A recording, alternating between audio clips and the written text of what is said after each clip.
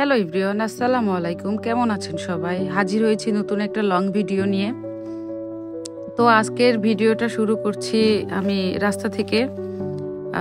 নানাবাড়ি যাচ্ছিলাম, তো রাস্তা থেকে ক্লিপ নিব এবং সম্পূর্ণ ভিডিওই প্রায় হচ্ছে রাস্তা ভিত্তিক একটা ভিডিও আমার।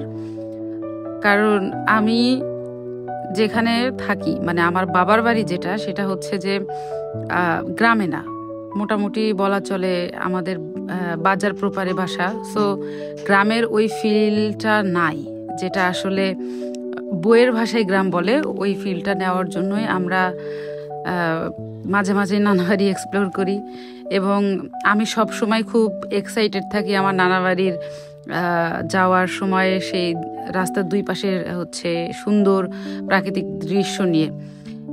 এবং আরও মজার বিষয় কি জানেন, আমার নানাবাড়িতে সন্ধ্যাবেলায় আসার টাইমে জোনাকি পোকাগুলান যখন বাঁশ ঝাড়ে মিটি মিটি করে জ্বলে, ওরে ভাই, এটা তো আপনার কোটি টাকার একটা দৃশ্য। এটা চাইলেই আপনি আর্টিফিশিয়ালি ক্রিয়েট করতে পারবেন না। কেন পারবেন না জানেন? কারণ এগুলো আসলে ন্যাচারালি ঘটে।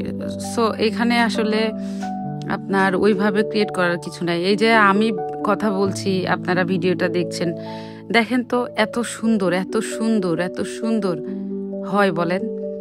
রাস্তার চার সাইড জাস্ট আমি ভিডিও করতেছি। নদীর সাইড যদি আমি আপনাদের দেখাইতে পারতাম, জাস্ট আপনারা আমাকে বলতেন যে আসলে অনেক সুন্দর। তো যাই হোক, অতিরিক্ত গরম ছিল। আপনারা জানেন যে হিট ওয়েভ চলতেছে ফিউ ডেজ। তো এত গরমে ছাতি টাতি নিয়ে বের হইনি, একটা বোকামি করে ফেলছিলাম। পরে এরকম হচ্ছে মাথায় কাপড় টাপড় দিয়ে যাওয়ার চেষ্টা করতেছিলাম। এই তো মাকে বলতেছিলাম, মা তোমার বাবার বাসায় যে যাচ্ছ, তোমার অনুভূতি কি? মার অ্যান্সার ছিল যে আমি যখন আমার বাবার বাসায় যাই, আমার বরাবরই প্রতিবারই আমার অনুভূতি খুব ভালোই থাকে। তো আমার ভাতিজা আবার বলতেছে যে কেন, তোমার মনের মধ্যে কি আনন্দ ফিলিংস কাজ করে না? বাবার বাসায় যখন যাও তখন তোমার কি খুশি লাগে না? এগুলা হচ্ছে আমার ভাতিজা আবার হচ্ছে বলতেছিল।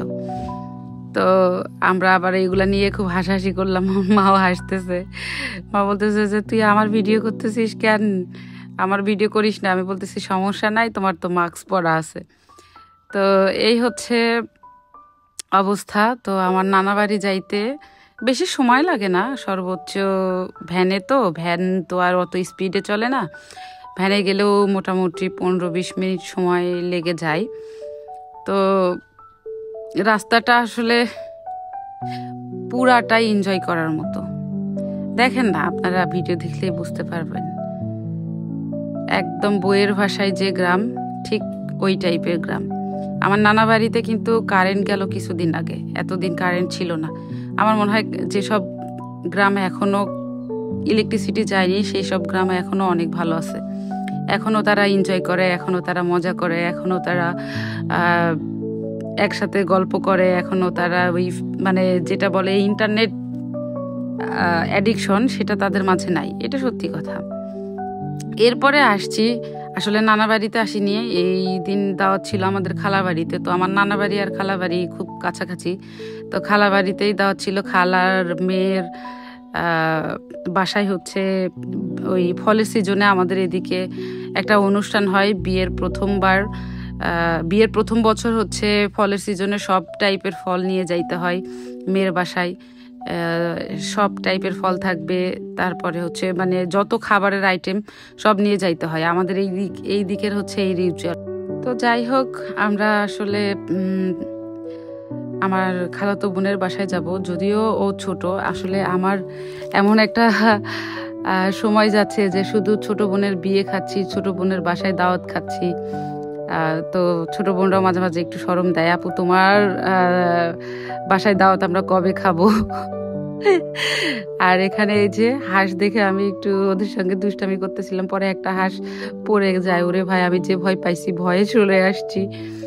এরপরে হচ্ছে তো আমরা রওনা দেই আমার খালাতো বোনের বাসার উদ্দেশ্যে। তো আমার খালাতো বোনের বাসা আমার খালার বাসা থেকে আবার খুব কাছে, মানে এরা সব মানে কাছাকাছি থাকার প্ল্যান করছে মেবি। দেখেন, আমার নানা বাড়ি থেকে আমার খালার বাড়ি কয়েকটা বাড়ি পরে। এরপরে আবার আমার খালা বাড়ি থেকে আমার খালাতো বোনের বাড়ি খুব একটা দূরে নাই, যে এতটুকু রাস্তা যতটুকু ভিডিওতে দেখা যাচ্ছে।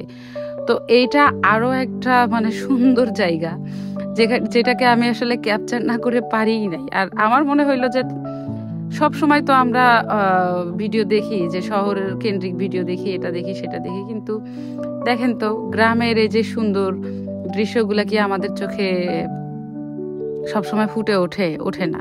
যদিও বেশিরভাগ মানুষ গ্রাম ভিত্তিক, তারপরেও গ্রামের এই সৌন্দর্য উপভোগ করতে সবাই চায়। তো এই রোডটা না এত সুন্দর ছিল যে মানে একদম গাদা গাদা কোনো নারিকেল গাছ বা তাল গাছ ছিল না, একটু পর পর নারিকেল গাছ, তাল গাছ, তো হচ্ছে যে গরু ছাগল, এগুলা দেখতে যে মানে কি কিউট লাগতেছিল আমার কাছে, বা কি বলবো, কিউটের কিছু নাই ভাই, মানে এটা হচ্ছে প্রাকৃতিক সৌন্দর্যের ভরপুর, বিউটি অফ বেঙ্গল যেটাকে বলে। এরপরে এই যে আমার ভাতিজা, এটা আমার ছোট খালা, ওনাদের সঙ্গেও একটু স্ন্যাপ নিলাম। এরপরে যাচ্ছি, তো রাস্তা শেষ হচ্ছে না, আমি আবার বলতেছি, মা গো খালা, তোমার মেয়েরে কি একটু দূরে টুরে বিয়ে দিলেন নাকি, তোমার বাড়ির পাশে দিতে পারো নাই? কয় কি বাড়ির পাশেই, কিন্তু হেঁটে যাইতে গেলে কাছে, বাট এইরকম যদি আমরা ভ্যান নিয়ে যাই তাহলে একটু দূরে। তো মানে ভ্যানের রোড যেটা, তো আমরা তো কেউ হাঁটবো না, এই জন্য আমরা আর কি ভ্যানেই যাচ্ছিলাম। তো যাচ্ছিলাম আর হচ্ছে মা আর খালার সঙ্গে খুব মজা করতেছিলাম তাদের ছোটবেলার গল্প নিয়ে। এই যে দেখেন এক ঝাঁক পাখি উড়ে গেল, এগুলাই আসলে কি বলবো মনোমুগ্ধকর ব্যাপার স্যাপার, দেখছেন পাখি উঠতেছে। তো যাই হোক, মা খালাদের সাথে খুব ফান করছি এবং এত বেশি মজা করছি আমরা ভাই, কি বলবো, মানে আমার বোনের শ্বশুরবাড়ির লোকেরা লিটারেলি আমাদের কাজিনদের কথাবার্তায় হাসাহাসি করতে শুরু করছে। কারণ আমার খালাতো ভাই সঙ্গে, মানে আমার খালার বড় ছেলের সঙ্গে আমার প্রায় 8 থেকে 10 বছর পর দেখা হয়েছে। তো ভাইয়া খুব মজা করতেছিল এবং আমরা কাজিনরা সবাই মিলে খাইতে বসে খুব মানে ফান করতেছিলাম। যাই হোক, ওই ক্লিপগুলো নেওয়া হয় নাই, কারণ হচ্ছে যে তখন ওখানে অনেক মানুষ ছিল, আর গ্রামের মানুষেরা ক্যামেরা শাই, এটা তো আপনারা জানেন।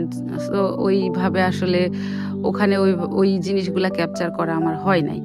তো তারপরও আসলে আমি ভিডিওতে রাস্তার যতটুকু সৌন্দর্য তুলে ধরা সেগুলাই উঠাইছি, কারণ যে মানুষ আপনার ক্যামেরার সামনে আসতে চায় না তাকে তো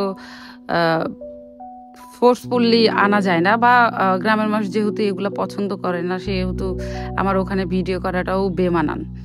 তো আমি আসলে ওইরকম মানুষ না যে কাউকে ইচ্ছার বিরুদ্ধে আমার ফ্রেমে নিয়ে আসবো বা ইয়ে করবো সেই করবো, এরকম না। আমি যতটুকু আমার যে মানুষ ফ্রেমে আসলে প্রবলেম হবে না বা আসতে চায়, আমি তাদেরকেই নিয়ে আসি। তো যাই হোক, এই তো আমাদের মোটামুটি রাস্তা শেষ হয়েও হচ্ছে না, আবার হয়েও যাবে, একটু পরেই আমরা চলে যাব আমার খালাতো বোনের বাসায়। রাস্তা দেখাইতে দেখাইতে আপনাদের পাগল বানাই ফেললাম। পাগল হবেন না, সৌন্দর্য উপভোগ করবেন, ভাল লাগবে। তো যাই হোক, যেটা বলতেছিলাম যে 8-10 বছর পর কাজিনদের সাথে দেখা, এটা যে কি স্মৃতি। হ্যাঁ, তো আমার খালাতো ভাইয়ের ওয়াইফরাও হাসতেছিল, বলতেছিল যে তোমরা তাহলে ছোটবেলায় এগুলা করতা। তারপরে হচ্ছে আমার সমবয়সী ওই খালারই আরেকটা ছেলে হচ্ছে আমার সমবয়সী।